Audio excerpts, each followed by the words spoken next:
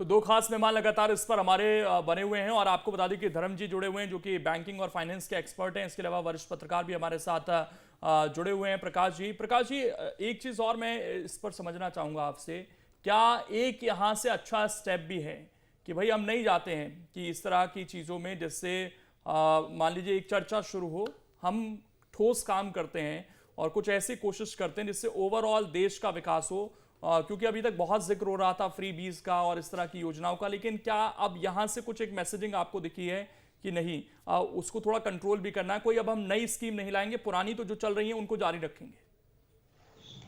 थोड़ा आपका आवाज डिस्टर्ब आ रहा है। प्रकाश जी, ऑडियो मिल रहा है आपको मेरा? हाँ, थोड़ा थोड़ा डिस्टर्ब आ रहा है। मैं ये पूछना चाह रहा था सर कि जो हम बात कर रहे थे सुबह में भी फ्री बीज या रेवड़ी कल्चर की, अभी तक जो एग्जिस्टिंग योजनाएं हैं वो तो चल रही हैं, लेकिन नई ना जोड़कर उसमें क्या अब एक मैसेजिंग भी है कि अब थोड़ा इकोनॉमी को स्ट्रांग करना है, क्योंकि एक बोझ तो आता ही है इन योजनाओं का इकोनॉमी पर, क्या उससे अब परहेज किया सरकार ने ये देखते हुए भी? बिल्कुल, आप देखिए कि आप देखेंगे कि जो सरकार को राजस्व की प्राप्तियां हुई हैं वो इस समय अधिकतम स्थिति में है। और जो कारपोरेट इनकम टैक्स हो या जो व्यक्तिगत इनकम टैक्स हो और जो जीएसटी से सरकार को बड़ी राशि प्राप्त होती है, उसमें रिकॉर्ड प्राप्ति इस बार हुई है। और उस दृष्टिकोण से हम अगर देखें तो सरकार की मंशा इस बजट को सारा देखने के बाद ऐसी लगती है कि जितना टैक्स सरकार वसूलती है उस हिसाब से जनता को कितनी सुविधाएं दे रही है। इस दृष्टिकोण से भी इस बजट को देखा जाना चाहिए। तो जो मूलभूत सुविधाएं हैं, वो चाहे स्वास्थ्य की हो, आवास की हो, इंफ्रास्ट्रक्चर की हो, रोजगार की हो, वो किसानों से संबंधित हो, उन सब क्षेत्रों को सरकार ने टच किया है। और उन सभी क्षेत्रों में सरकार एक ऐसी योजना बनाने की कोशिश कर रही है कि उससे उनका लाभ हो। लेकिन ये खास देखने वाली बात यह है कि महंगाई के प्रति, महंगाई की तरफ जो खास तौर से सबसे बड़ी चिंता का विषय है इस समय है, उस तरफ ध्यान थोड़ा सा कम है। अब ये इसके पीछे क्या सरकार का अपना एक सोच है, इसको समझना पड़ेगा। लेकिन जिस अनुपात में सरकार को राजस्व की प्राप्ति हो रही है, सरकार पेट्रोल डीजल के भाव कम कर सकती है। जीएसटी में भी कई ऐसे बिंदु हैं, कई ऐसे प्रोडक्ट हैं जिनमें जीएसटी की दर को कम किया जा सकता है। उस तरफ भी सरकार को ध्यान देना चाहिए था, ताकि जो मध्य वर्ग है, जो गरीब वर्ग है, उसको महंगाई से थोड़ी राहत मिलती। हमारे साथ धर्म जी भी जुड़े हुए हैं। धर्म जी, मैं ये जानना चाह रहा हूँ आपसे कि जो हमारी टैक्स रिजीम है, इसमें भी अभी थोड़ी सी कंफ्यूजन अगर है लोगों को, पुरानी या नहीं, उसको आप थोड़ा सिंप्लीफाई कर सकें कि एग्जैक्ट कितनी इनकम तक लोग अपनी सेव कर सकते हैं। अगर हम नई टैक्स रिजीम की बात करें जो शायद पिछले साल ही आ गई थी, और जो पुरानी टैक्स रिजीम है, दोनों को अगर आप थोड़ा एक्सप्लेन कर सकें। तो एक्सप्लेन करूंगा। टैक्स रिजीम में एक टैक्स बेनिफिट के तौर पे बोलूँगा कि किसको कौन से रिजीम में जाना चाहिए जी। तो पिछले साल, इस साल में टैक्स रिजीम में कोई चेंज नहीं है, ये बजट में क्लियर है। 7 लाख तक पिछले नई स्कीम में कोई टैक्स नहीं है, ये क्लियर है। न्यू स्कीम में भी, आप ओल्ड स्कीम में भी जाते हो तो 7 लाख तक कोई टैक्स नहीं है।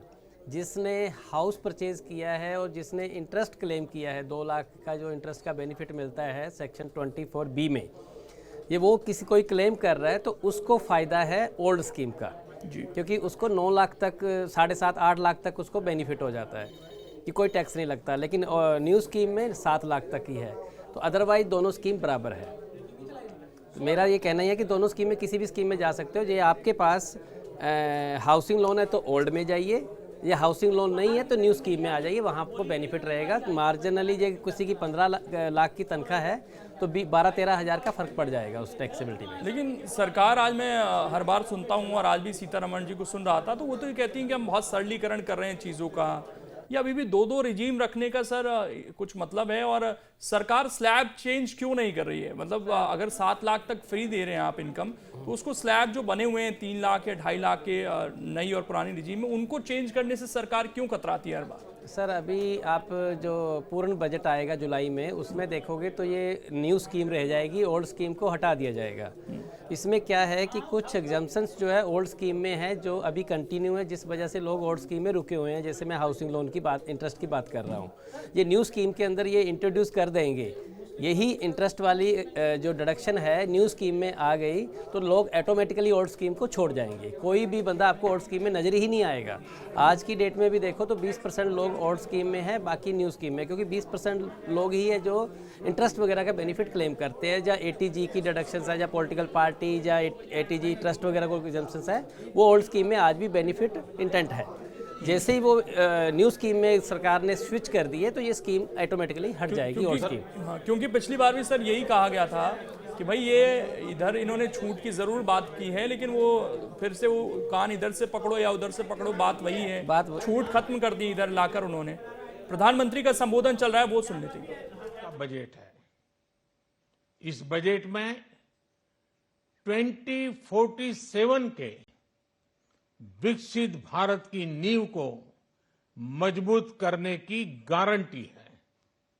मैं निर्मला जी और उनकी टीम को बहुत बहुत बधाई देता हूं। साथियों, इस बजट में युवा भारत की युवा आकांक्षाओं का, भारत की यंग एस्पिरेशंस का प्रतिबिंब है। बजट में 2 महत्वपूर्ण निर्णय लिए गए हैं। रिसर्च और इनोवेशन पर 1 लाख करोड़ रुपए का फंड बनाने की घोषणा की गई है। बजट में स्टार्टअप्स को मिलने वाली टैक्स छूट के विस्तार का भी ऐलान किया गया है।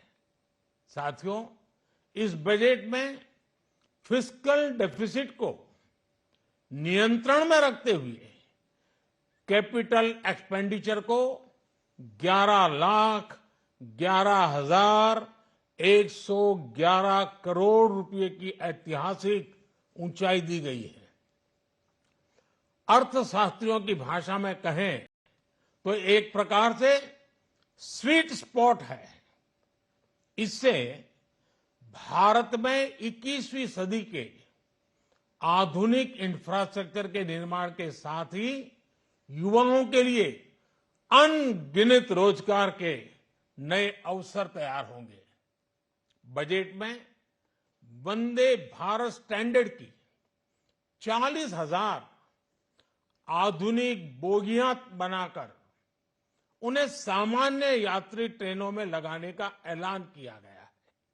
इससे देश के अलग अलग रेल रूट पर करोड़ों यात्रियों में आरामदायक यात्रा का अनुभव बढ़ेगा। साथियों, हम एक बड़ा लक्ष्य तय करते हैं, उसे प्राप्त करते हैं और फिर उससे भी बड़ा लक्ष्य अपने लिए तय करते हैं। गरीबों के लिए हमने गांवों और शहरों में 4 करोड़ से अधिक घर बनाए। अब हमने 2 करोड़ और नए घर बनाने का लक्ष्य रखा है। हमने 2 करोड़ महिलाओं को लखपति दीदी बनाने का लक्ष्य रखा था। अब इस लक्ष्य को बढ़ाकर 3 करोड़ लखपति दीदी बनाने का कर दिया गया है। आयुष्मान भारत योजना ने गरीबों की बहुत मदद की है। अब आंगनवाड़ी और आशा वर्कर, उन सबको इस योजना का लाभ मिलेगा। साथियों, इस बजट में गरीब और मध्यम वर्ग को एम्पावर करने, उनके लिए आय के नए अवसर बनाने पर भी बहुत जोर दिया गया है। रूफटॉप सोलर अभियान में 1 करोड़ परिवारों को सोलर रूफटॉप के माध्यम से मुफ्त बिजली प्राप्त होगी। इतना ही नहीं, सरकार को अतिरिक्त बिजली बेचकर लोगों को 15 से 20 हजार प्रति वर्ष की आय भी होगी और ये हर परिवार को होगी। साथियों, आज जिस इनकम टैक्स रेमिशन स्कीम की घोषणा की गई है, उससे मध्यम वर्ग के करीब 1 करोड़ लोगों को बड़ी राहत मिलेगी। पिछली सरकारों ने सामान्य मानवी के सिर पर दशकों से ये बहुत बड़ी तलवार लटका कर रखी थी। आज इस बजट में किसानों के लिए भी बहुत महत्वपूर्ण और बड़े निर्णय लिए गए हैं। नैनो डीएपी का उपयोग हो, पशुओं के लिए नई योजना हो, पीएम मत्स्य संपदा योजना का विस्तार हो और आत्मनिर्भर ऑयल सीड अभियान हो। इससे किसानों की आय बढ़ेगी और खर्च कम होगा। मैं एक बार फिर सभी देशवासियों को इस ऐतिहासिक बजट के लिए शुभकामनाएं देता हूं। बहुत बहुत धन्यवाद।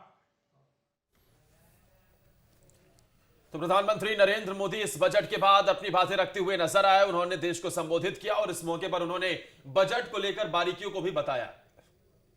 उन्होंने बताया कि किस तरीके से इस बजट के जरिए से अब देश आगे बढ़ रहा है और ठोस कदम सरकार हमारी उठाती है और एक लक्ष्य को पहले पूरा करती है, फिर दूसरे लक्ष्य पर आगे बढ़ती है। धर्म जी हमारे साथ जुड़े हुए। धर्म जी, प्रधानमंत्री नरेंद्र मोदी के इस संबोधन को आपने भी सुना, क्या कहेंगे सर? क्या बड़ी बातें आपको दिखाई दी?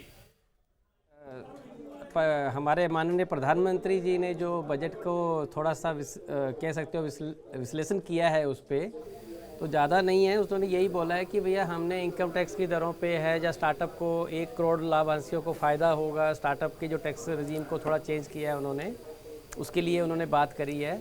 न्यू रजीम, ओल्ड रजीम और इन टैक्स चेंज कुछ स्ट्रक्चर की बात नहीं करी है। अपनी जो भी पॉलिसी योजनाएं हैं उनको आगे बढ़ाने की जो बात करी है, तो वो तो देखो कंटिन्यू होना ही है सरकार के अंदर। दूसरी बात जो उन्होंने बोला है कि भैया 4 करोड़ घर हम ऑलरेडी दे चुके हैं और 2 करोड़ की और प्लानिंग है, तो ये मान के चलो कि जो लोअर सेक्टर है हमारा इंडिया के, जो पुअर सेक्टर है, उसको बहुत बड़ा फ़ायदा आने वाला है। जो नीचे स्तर है उसको उठाया है। तो ये इनडायरेक्टली एक सिंपल स्पीच थी प्रधानमंत्री की, जो बजट को विश्लेषण करती हुई वोटिंग को इंक्रीज करती हुई सामने दिखाई गई है। लेकिन इसके अलावा अगर हम देखें, जो घरों की बात कही गई है सर इसमें, और स्टार्टअप्स की जो बात कही गई है, इससे क्या वाकई में प्रोत्साहन मिलेगा? और एक चीज़ और, जब इसको ये कहा जा रहा है कि ये अंतरिम बजट है, इसमेमें लिमिटेशंस हैं, क्या इन लिमिटेशंस के बावजूद सरकार कुछ और बेहतर ला सकती थी 2019 जैसा कुछ? क्योंकि सरकार ने उस समय भी नई योजनाएं लेकर आई। इस बार क्या केवल ये कहकर कि भाई हमारी सीमाएं थी, हम बंधे हुए थे, वो कहकर बचने की कोशिश भी की गई है एक तरीके से सरकार द्वारा? सर, इंटीरियम बजट जो हम आंतरिक बजट की जो बात करते हैं, ये बजट सिर्फ बजट होता है, इसमें इम्प्लीमेंट नहीं होता जब तक राष्ट्रपति इसको साइन नहीं करता। आप ये मानिए कि ये वोट ऑफ अकाउंट बोलते हैं कि पार्लियामेंट से परमिशन ली जाती है कि 4 महीने हमने ये एक्टिविटी करी है और इसी योजनाओं को आगे बढ़ा रहे हैं हम लोग। इस बजट का यही मतलब था। अब ये टैक्स रेट की बात करते हैं स्टार्टअप की, जो 31 मार्च 2025 तक इन्होंने बढ़ाया है लेवल, ये जुलाई में जाके अप्रूव होगा और आफ्टर सरकार इसमें स्लैब भी बढ़ा सकती थी, कुछ भी करती, कोई भी इनकम टैक्स में चेंज करती। जैसे 2019 के बजट की बात करोगे, जो हमारे माननीय फाइनेंस मिनिस्टर दे टाइम वो क्या नाम पीयूष गोयल जी थे, उन्होंने पेश किया था, उसमें कुछ चेंज किए थे, लेकिन जुलाई में जब सरकार इनकी आई तो उसको इम्प्लीमेंट कर दिया गया था। तो अभी जो बजट में जो भी चीज़ें डिस्कस हुई है वो सारी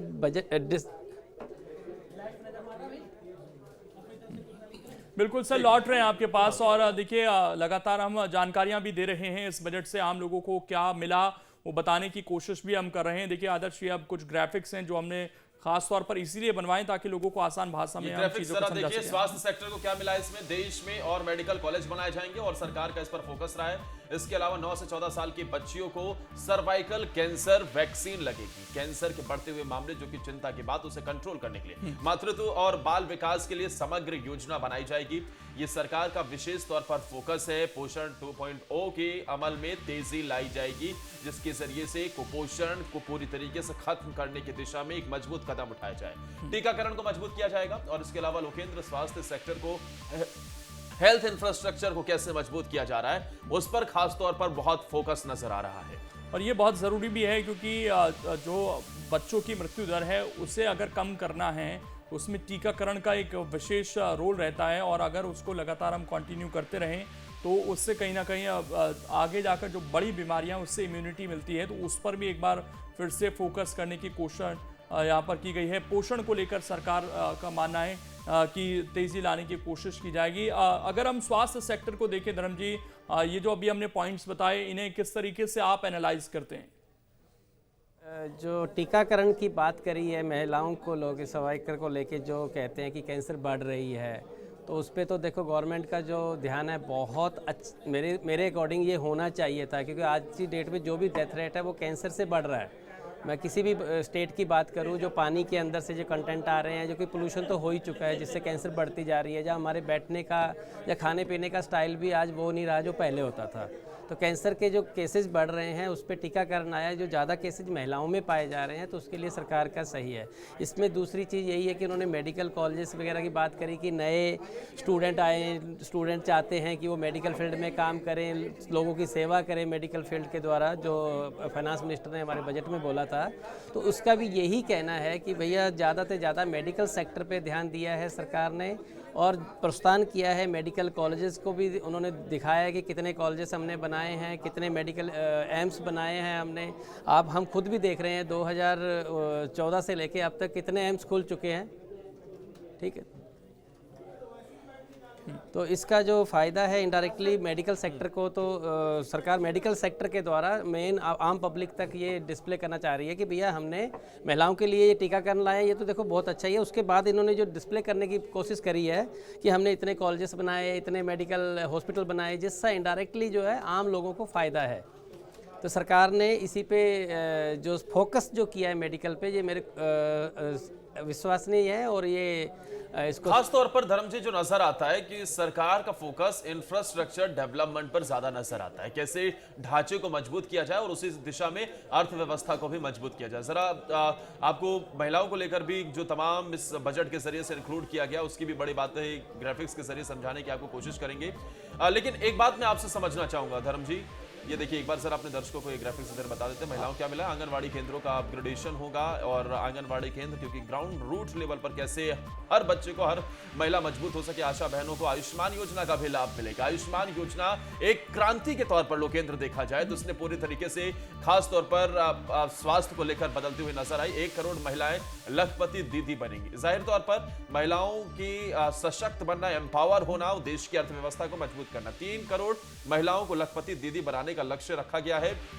और ये हमने सुना लोकेंद्र, जब शिवराज सिंह चौहान मध्य प्रदेश में मुख्यमंत्री थे तब उन्होंने भी इसे लेकर कहा कि हम लखपति बहनें, लखपति दीदी बनाने में लगातार फोकस कर रहे हैं और उस दिशा में कदम उठा रहे हैं। उसका एक इम्पैक्ट भी देखने को मिला। धर्म जी, लेकिन महिलाएं जिस तरीके से एम्पावर हो रही हैं, अब जाहिर तौर पर 1 करोड़ जब लखपति महिलाएं बनेंगी, लखपति दीदी बनेंगी, तो उसका पूरे इकोनॉमी पे बहुत बड़ा इंपैक्ट आने वाला है। 1 करोड़ बनी है और 3 करोड़ का लक्ष्य है। आदर्श, मैं इसको थोड़ा करेक्ट कर दूं। जी धर्म जी। सर, लखपति दीदी स्कीम कह सकते हो, ये मैंने भी काफ़ी साल पहले सुना था कि मोदी जी सरकार ये जो लखपति दीदी स्कीम लेके आई है। तो जो गांव की गृहिणी है, जो गांव में लेडीज़ है, जो हमारे जो होम फूड होते हैं, जो घर पे बनते हैं, उनको हम तक डिलीवर करती है। मतलब सिटी में डिलीवर करते हैं या मेट्रो सिटी में डिलीवर करते हैं। तो ये लखपति वहाँ से बना मसाले, वहाँ से बने कोई भी प्रोडक्ट, तेल, ऑयल, जो भी चीज़ें वहाँ से निकल के आके और हमारे मेट्रो सिटी में आके हमें प्रोड्यूस होती है। तो यही स्कीम है जो लखपति में कन्वर्ट हो रही है। उनके बिजनेस को प्रोत्साहन किया जा रहा है। जो हम छोटे बिजनेसमैन को स्टार्टअप स्कीम बोल देते हैं, इसको लखपति दीदी स्कीम बोल देते हैं। जो गाँव की गृहिणी पढ़ी लिखी नहीं है लेकिन घर बैठ के ही मसाले बना सकती है, घर बैठ के वो कुछ ऐसी चीज़ें बना सकती है, जैसे गारमेंट्स बना दिए, जहाँ कोई शॉल बना दिए, जैसे हम ले लेते हैं जो बाज़ार में आके बिकता है। या इतने मेले लगते हैं आजकल, आप ट्रेड फेयर में जा रहे हो, जहाँ आपका इंडियन फेयर जो भी लग रहे हैं आजकल दिल्ली में, आप देख ही रहे हो।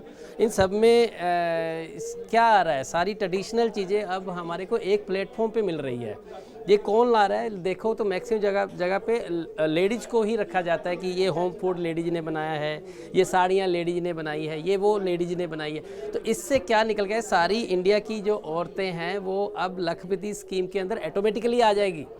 सरकार इसको बिजनेस चलाने के लिए जो फाइनेंस करेगी, या बैंकिंग सेक्टर जो फाइनेंस करेगा, वो उनको प्रोत्साहन करेगा कि भी आप इस स्कीम को आगे बढ़ाइए। अगर रेलवे की तरफ आए, 3 कॉरिडोर का धर्मजी इसमें जिक्र किया गया है। रेलवे को किस तरीके से आप देख सकते हैं, जो डिब्बे हैं उनका अपग्रेडेशन की बात भी इसमें कही गई है। क्या रेलवे सेक्टर में मजबूती दिख सकती है आने वाले समय में? डेफिनेटली मजबूत हो चुका है, क्योंकि 40,000 डब्बे लगाने की बात करी है। 40,000 डब्बे का मतलब है कितनी ट्रेन जो हमारी कितनी कनेक्टेड 4 मेट्रो सिटी है उनकी ट्रेनों की बात कर लो।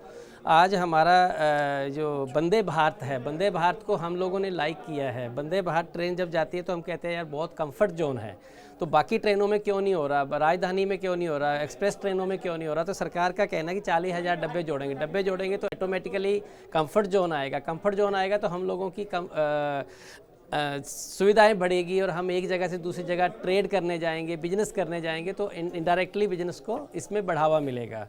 इसके बाद कॉरिडोर की बात करी। कॉरिडोर तो सर देखो, आपको पता ही है, जो हमारी ट्रेन जो 2019 में एक डिस्कशन हुई थी कि भाई ट्रेन जो समुद्र के रास्ते से चलेगी, कॉरिडोर बनेंगे। अभी दुबई का कॉरिडोर की बात चल रही है। तो सरकार जो कॉरिडोर बना रही है सर, इससे इंटरनेशनल ट्रेड बढ़ेगा और इंट्रास्टेट ट्रेड भी बढ़ेगा।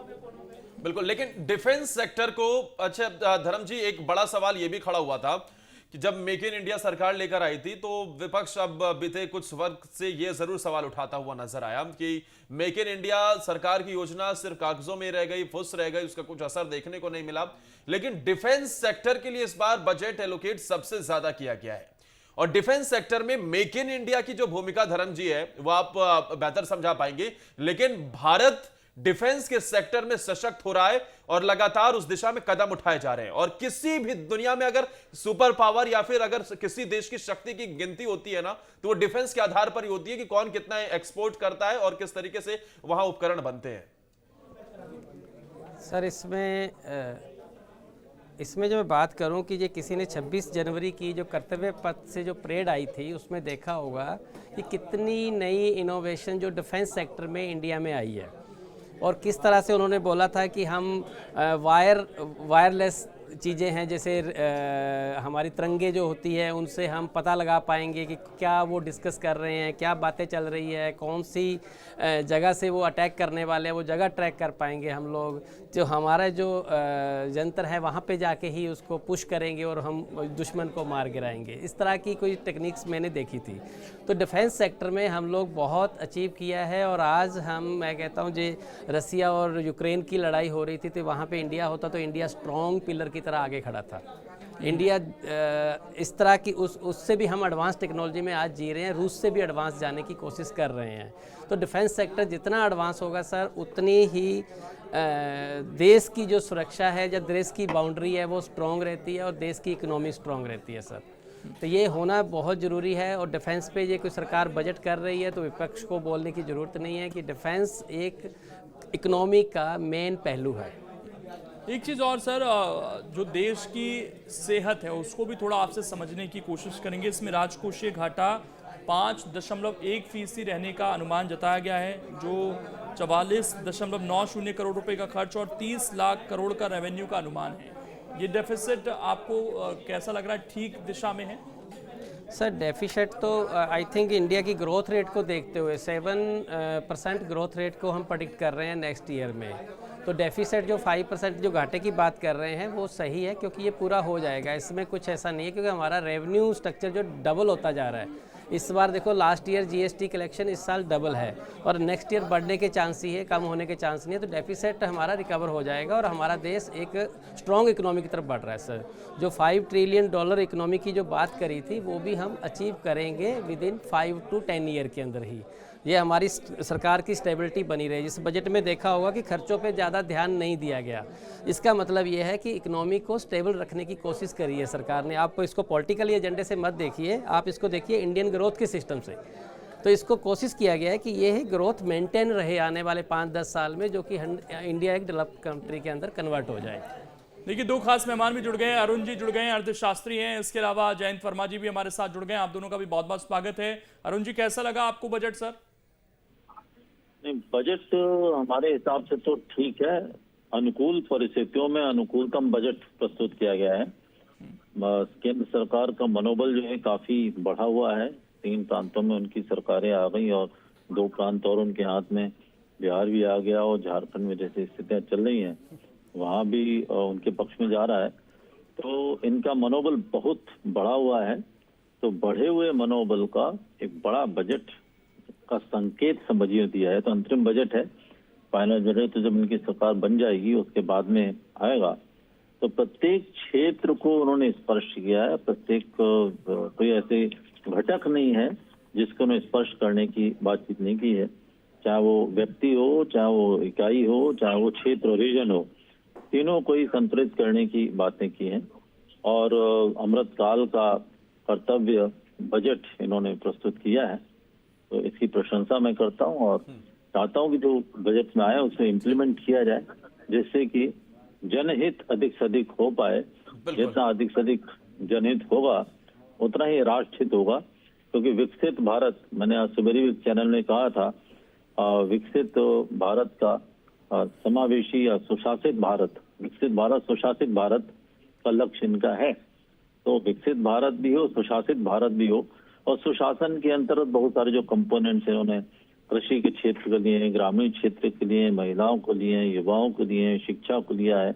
कोई ऐसा क्षेत्र नहीं जो इन्होंने छोड़ा हो, और अच्छे ढंग से निर्मला सीतारामन ने 1 घंटे की स्पीच में इसको यानी प्रस्तुत कि किया है। विकसित भारत को लेकर यहां से जो सरकार आगे बढ़ रही है उस दिशा में एक ठोस रणनीति यहां भी देखने को मिली। जयंत जी, आप इस बजट को कैसे देख रहे हैं? सर, आपको क्या मुख्य पॉइंट्स नजर आए इसमें?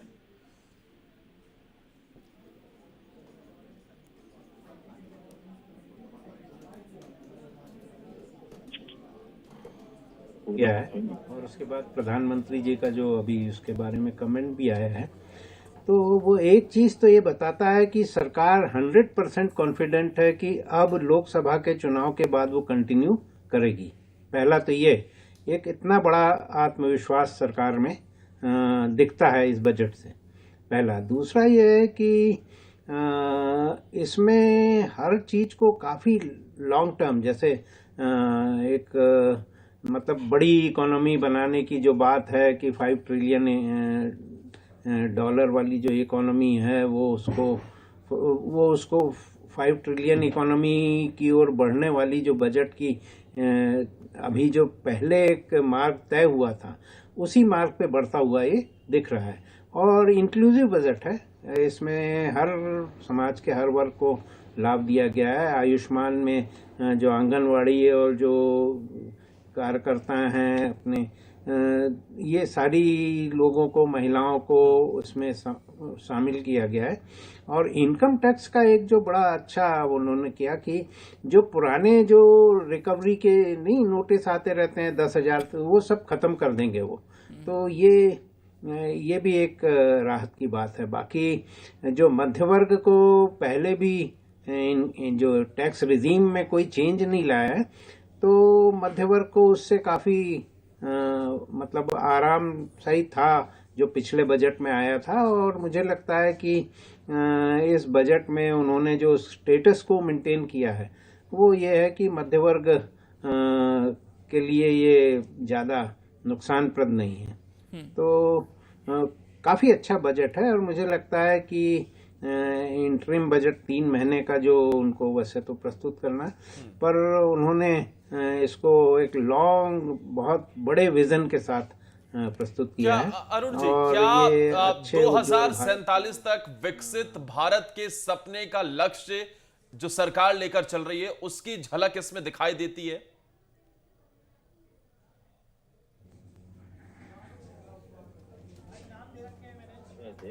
प्रत्येक क्षेत्र का स्पर्श किया गया है, और इन्होंने क्या है कि विकसित भारत बनाने के लिए बहुत सारे आइडियाज दिए हैं। सारी यूनिवर्सिटी स्टूडेंट्स को भी इन्वॉल्व किया है।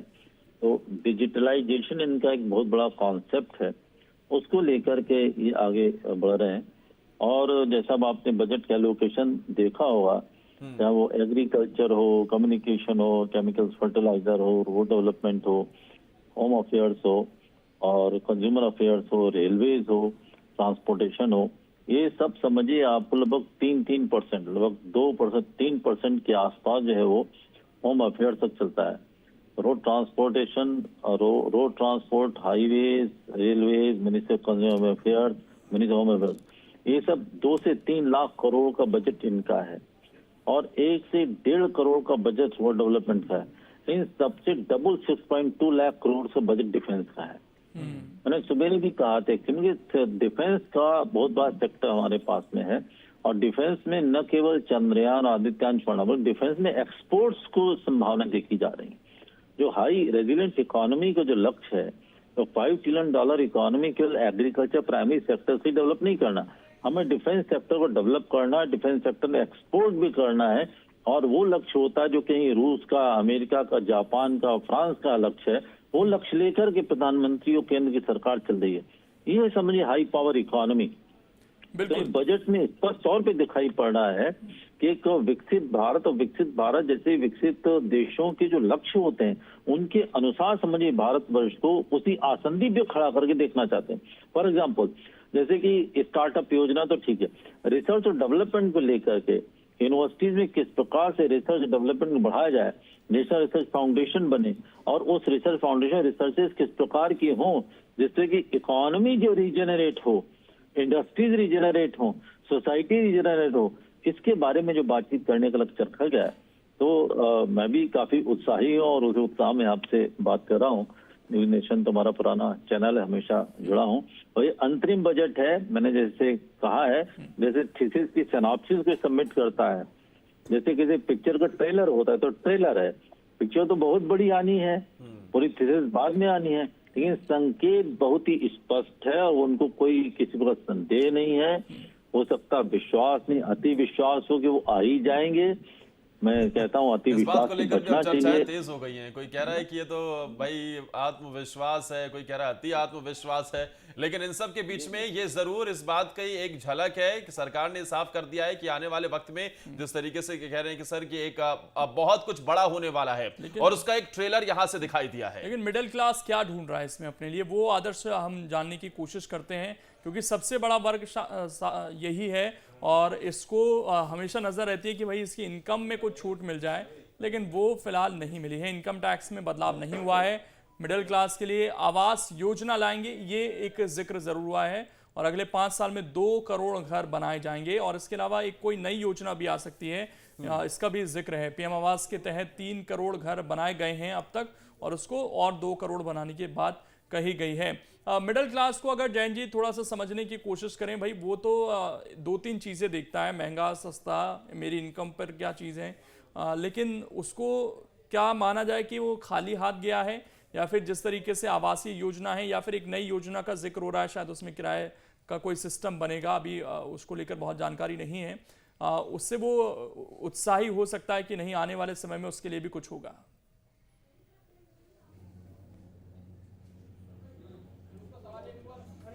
देखिए, ये आवास की जो बात है ये तो मिडिल क्लास के लिए नहीं है, ये लोअर मिडिल क्लास के लिए और वीकर सेक्शन के लिए है।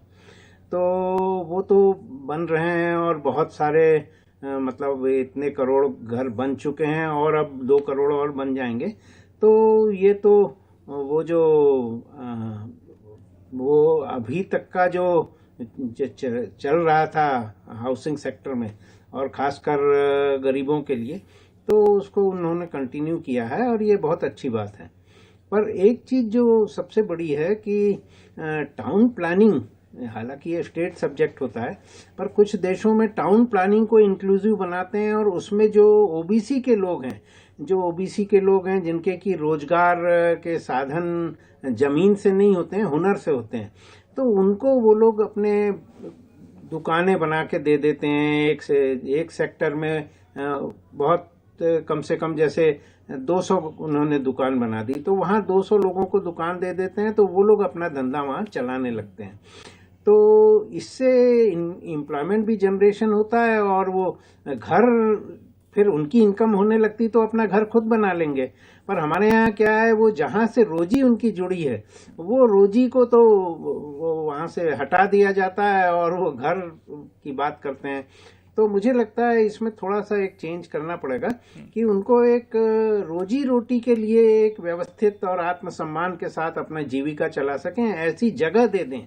वो बड़ी पगड़ी नहीं दे सकते हैं, बहुत किराया नहीं दे सकते हैं, तो वो इंक्लूसिव टाउन प्लानिंग हो जिसमें कि इन लोगों को, ओबीसी के खासकर लोगों को ये दे दिया जाए। तो इससे इनफॉर्मल सेक्टर के बहुत बड़ा एक लोगों को इनकम जनरेशन होगा और उनको जीविका के साधन होंगे। तो इसको वैसे राज्य सरकारों को करना चाहिए, पर एक विजन इस प्रकार का सरकार को इस बजट में भी दिखाना चाहिए। धर्म जी, मैं तो उसमें काफी सब्सिडी वगैरह भी दी जा सकती है। मैं एक चीज आपसे जानना तो चाहता हूँ कि हम जब सैलरीड क्लास की बात करते हैं तो अमूमन हम ये देखते हैं कि मिडिल क्लास या लोअर मिडिल क्लास है, उसकी तो बात हम करते हैं। 7 लाख तक का मान लीजिए सरकार एग्जेम्पशन देती भी है, ठीक है, लेकिन जो अब उससे ऊपर जा रहा है या मान लीजिए 80-90 हज़ार रुपये तक वो अगर कमा रहा है तो उस पर 10% या फिर जो उससे 15 लाख के ऊपर जा रहा है 30% तक का टैक्स, क्या ये बहुत ज़्यादा है हमारे देश के अंदर? क्योंकि जो बिजनेसमैन है उनके बारे में भी आमतौर पर ये धारणा रहती है कि उनके पास भी कई तरीके होते हैं, वो उस टैक्स से किसी तरीके से बच जाते हैं। तो इसमें जो बीच में सैलरीड क्लास है, क्या वो सबसे ज़्यादा पिस रहा है, जो ठीक ठाक पैसे कमा रहा है और उसका शायद कोई जिक्र भी नहीं करता है? सर देखा जाए तो टैक्स सिस्टम में सिर्फ सैलरी क्लास ही फंसता है, वो ही पिलता है। मैं एक वर्ड बोलूँ, पिलता है वही, क्योंकि बिजनेसमैन ने तो अलग अलग तरीके के खर्चे ढाल देने हैं और अलाउ भी हो जाते हैं डिपार्टमेंट में। कुछ हद तक वो नोटिस भी नहीं आते उनको, जो भी डाल देते, सैलरी डाल दी, कुछ भी कर दिया। वो देखो, हम लोग चार्टर्ड अकाउंटेंट हैं तो मैं फ्रैंकली बोलना चाहूँगा, लेकिन कुछ है। अब बात करते हैं कि आप पीछे चले जाइए 2010 के बजट में। 2010 में जब हमारे माननीय फाइनेंस मिनिस्टर प्रणब मुखर्जी ने जो बजट दिया था, उसमें जीएसटी लॉ और उसमें डायरेक्ट टैक्स कोड की बात करी गई थी। 2010 में उस सरकार के जो भी फाइनेंस मिनिस्टर थे, उन्होंने सोचा था कि 20 लाख तक कोई टैक्स नहीं होगा। आज हम 2024 में बैठे हैं, 14 साल बाद भी हम 15 लाख पे 30% टैक्स दे रहे हैं। तो मैं ये पॉलिटिकली नहीं कह रहा, लेकिन मैं as a chartered accountant, as a finance कह रहा हूँ कि ये 2010 की वो सोच हो सकती थी तो 2014 में क्यों नहीं आई अभी तक। और अगर इसको तो ये सरकार से कंपेयर करें तो सर फिर तो ये 20 लाख आज की डेट में मोटा माटी 25-30 लाख होना चाहिए, हो जाना चाहिए था। इसका मतलब है कि 2010 का जो ग्रोथ एजेंडा था वो आज तक ये गवर्नमेंट या कोई भी, मैं बात नहीं करूँगा, लेकिन अचीव नहीं कर पाई। ये आप उस तरह का डायरेक्ट टैक्स कोड आपको गूगल पे मिल जाएगा, जीएसटी लॉ गूगल पे मिल जाएगा, जो 2010 में डिस्कस हो रहा था। ठीक है, ऑपोजिशन के पास पावर नहीं थी, उनके पास पूरा अपना पार्लियामेंट में जो वोटिंग पावर नहीं थी, एक्ट नहीं ला पाए। लेकिन जब एक्ट आया तो डायरेक्ट टैक्स कोड की तो आज तक कहीं जिक्र ही नहीं हुआ। जीएसटी जिसको पुश किया गया, वो जीएसटी वो लॉ नहीं है जो होना चाहिए था। जो हमारे एक्साइज, सेल टैक्स, वैट और एक्साइज, इनको मर्ज करके एक जीएसटी का नाम दे दिया गया। टैक्स स्ट्रक्चर बिल्कुल सेम है, रेट लगभग सेम है, इनपुट क्रेडिट लेने का सिस्टम मैकेनिज्म वो सेम है। बस ये कह सकते हो कि भैया जो इंटरस्टेट मूवमेंट होती थी, जो ठप्पे लगते थे, वो हट गए। सर ये भी शायद एक नाइंसाफी है कि अब उसकी 7 लाख से ऊपर हो गई तो वो 2.5-3 लाख से टैक्स देना शुरू करेगा। हाँ ये सर मैं कह रहा हूँ ना कि ये आप 2.5-3 लाख की तो बात कर रहे हैं, 7 लाख तक आ गया, लेकिन पुरानी स्कीम में 2.5 लाख भी है। उसके बाद 1.5 लाख की आप एटीसी की डिडक्शन है, फिर आपके पास 1 लाख के अदर एनपीए वगैरह कुछ करवा लेते हो, उसकी डिडक्शन है, करके 7 लाख ये भी हो जाता है। लेकिन आप ये बात करो 2010 से आज को कंपेयर करो कि ये सरकार की प्लानिंग क्या थी कि भैया हम उसी स्ट्रक्चर में बैठे रहेंगे। कुछ तो डेवलप कंट्री या अमेरिका वगैरह को कंपेयर कर रहे हैं, तो फिर हमें भी तो यही ले आते। ये डायरेक्ट टैक्स कोड आप देखिए, पढ़िए, कोई भी बैठे हैं हमारे पास, अर्थशास्त्री अरुण जी बैठे हैं, कोई पढ़िए। जो आप बात कह रहे हैं सही कह रहे हैं आप अरुण जी। क्या जिस ट्रेलर का आप जिक्र कर रहे थे, उस ट्रेलर में मध्यम वर्ग को लेकर कुछ नजर आया कि हम देखेंगे भाई कि जो भी सरकार आएगी अब से कुछ महीनों बाद उसमें कुछ बड़ा ऐसा हो सकता है, जो अभी उसको ट्रेलर में तो कुछ ऐसा दिखता नहीं है। मध्यम वर्ग क्योंकि सबसे बड़ा वर्ग है, सबसे बड़ी आबादी है, लेकिन उसके बावजूद भी कुछ खास हाथ लगता नहीं है। नहीं, देखिए ऐसा है कि हमारे यहाँ पब्लिक फाइनेंस का एक नियम है, old tax is no tax. एक बार टैक्स देने की आदत पड़ जाती है लोगों की, वो भार जैसे नहीं लगती। आदत पड़ी हुई लोगों की जो है, इसमें 30% टैक्स दे देंगे। छूट मिलना चाहिए, इसमें दो राय नहीं, छूट देना भी चाहिए। और हम भी अपेक्षा कर रहे थे कि चुनावी वर्ष का जो अंतरिम बजट है, इसमें डायरेक्ट बेनिफिट के लिए टैक्स बेनिफिट से अच्छा क्या हो सकता है, दिए जा सकते हैं। लेकिन मिडिल क्लास के लिए हाउसिंग की बात जयंत जी कह रहे थे, मैं भी पढ़ रहा था कि लिख रहा है housing for middle class scheme to be launch to promote middle class to buy और बिल्ड देयर ओन हाउसेस। तो मिडिल क्लास को बाई या ओन बिल्ड करने के लिए भी स्कीम जो है इस इंटरिम बजट में हाउसिंग सेक्टर में दिखाई पड़ती है। दूसरी बात ये क्या है कि डायरेक्ट एम्प्लॉयमेंट जनरेशन जो है उसको ध्यान दे रहे हैं। पब्लिक सेक्टर में लोग जो है, जैसे टूरिज्म सेक्टर है, टूरिज्म सेक्टर को बहुत बढ़ावा देने की बात की। G20 के अंतर्गत 60 जगह जो है इन्होंने उसके अधिवेशन, उसके सम्मेलन कराए। मतलब 60 स्थानों को, भारतवर्ष के प्रमुख 60 स्थानों को दिखा दिया, विदेशी आकर के देख रहे हैं। अभी दूसरा जो रामलला की जो प्राण प्रतिष्ठा हुई अयोध्या में, वहां पर प्रतिदिन ये 5-6 लाख लोग आ रहे हैं, टूरिस्ट आ रहे हैं। इससे वहां की इकोनॉमी जनरेट हो रही है और स्पिरिचुअल टूरिज्म, रिलीजियस टूरिज्म को भी बहुत प्रमोट कर रहे हैं। जब टूरिज्म डेवलप होगा तो आप समझिए उसका जो इकोसिस्टम जो होता है, उससे फॉरवर्ड लिंकेजेस होते हैं, उनके होटल्स हैं, हॉस्टल्स हैं, शॉप्स हैं, ट्रांसपोर्टेशन है, सब कुछ डेवलप होगा, इकोनॉमी जनरेट हो जाएगी। तो मुझे ये लग रहा है कि डायरेक्ट समझिए बेनिफिट न दे करके इनडायरेक्टली कुछ ऐसा काम करें जिससे पूरी इकोनॉमी जो है रीजनरेट हो। इकोनॉमी रीजनरेट होगी तो उसमें जो मिडिल क्लास को अपने आप फायदा होगा। ये इनका कॉन्सेप्ट चल रहा है, ऐसा मैं सोचता हूँ। बिल्कुल, स्पिरिचुअल टूरिज्म की अगर हम बात करें तो लोगों की जेब में अगर पैसा होगा तो जाहिर बात है कि उससे चीजें बढ़ेंगी। लेकिन किसानों की बात हो रही थी और कुछ ग्राफिक्स भी हम दिखाना चाहते हैं दर्शकों को यहाँ पर कि किसानों को इसमें क्या मिला है। ग्राफिक्स अभी हम दिखाएंगे दर्शकों को कि भाई किसान जो उम्मीद लगाए बैठे थे उनको क्या मिला। ये मिडिल क्लास का है, लेकिन हम कोशिश करेंगे कि किसानों का भी यहाँ पर ग्राफिक्स दिखाए जाएं। किसानों के, डेयरी किसानों को बढ़ावा देने की बात है इसमें फिलहाल जो निकल कर आई हैं बजट से चीजें। और इसके अलावा ऑयल सीड में देश को आत्मनिर्भर बनाने का लक्ष्य है, बहुत जरूरी भी है क्योंकि अभी इसकी निर्भरता दुनिया पे ज्यादा है। वहीं देश विकास के लिए आर्थिक नई नीतियां बनी रहें, इस पर फोकस नजर आता है। पीएम संपदा योजना से 38 लाख किसानों को लाभ और पीएम मत्स्य योजना से 55 लाख नए रोजगार मिलेंगे। प्रधानमंत्री नरेंद्र मोदी का भी मत्स्य पालन पर विशेष फोकस नजर आता है और ऐसे में अब इस दिशा में रोजगार भी क्रिएट होंगे।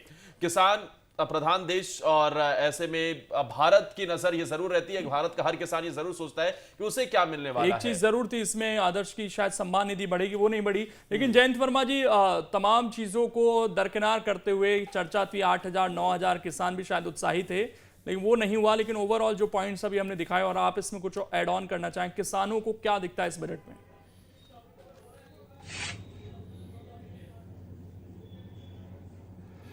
देखिए, किसानों की हालत वैसे अच्छी नहीं है भारत में।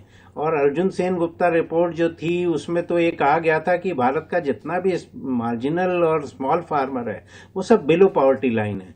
और उसको जो किसान सम्मान निधि थोड़ी सी देते हैं, पर आज जो थोड़ा सा भी किसी के पास जमीन है और उसको लेबर यदि लगाना है तो लेबर कितनी महंगी हो गई है और लेबर मिल नहीं रही है।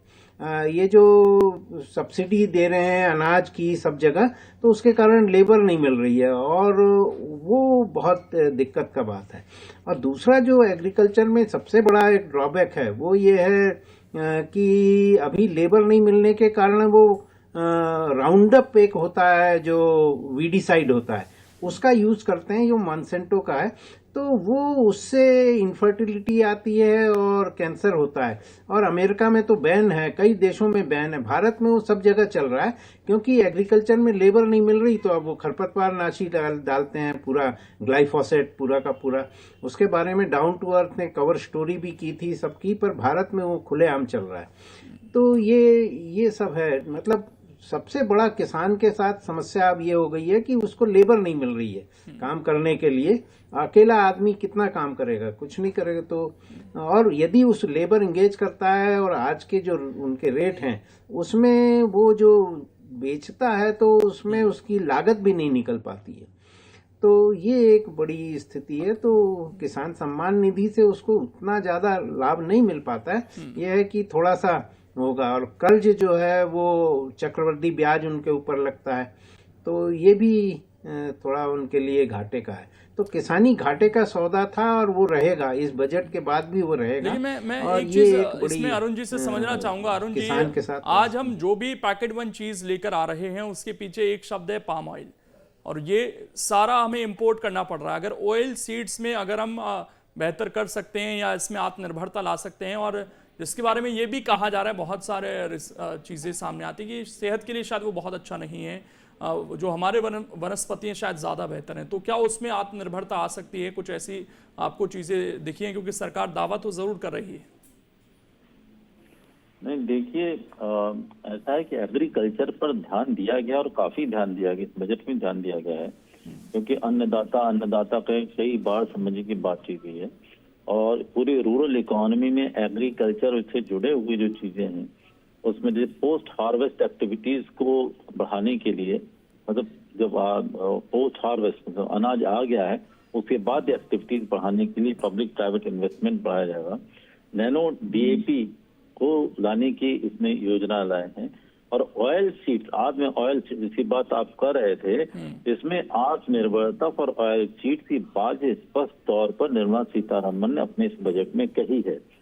जैसे देखिए 80 करोड़